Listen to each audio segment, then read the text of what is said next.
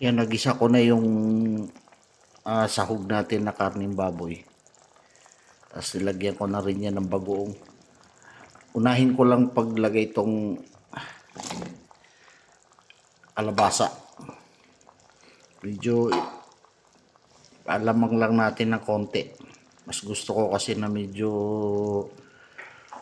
lutong-luto yung kalabasa. Tapos maya-maya pagsama-samahin na natin yung iba pang gulay.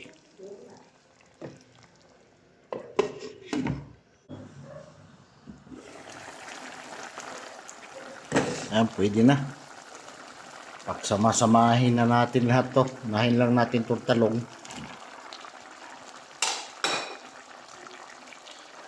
Yung aking okra at saka ampalaya. Yung ampalaya hindi ko na tinanggalan ng mga buto. Mura pa naman. Ampalaya at saka okra. Kaya na rin natin to.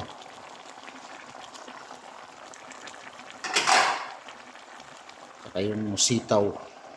Saka siling haba.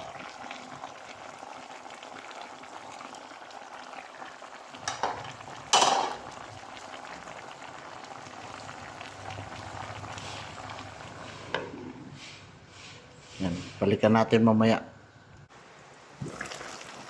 Yun. Alugin lang natin para hindi madurog. Ayan, oh. Paikutin lang natin.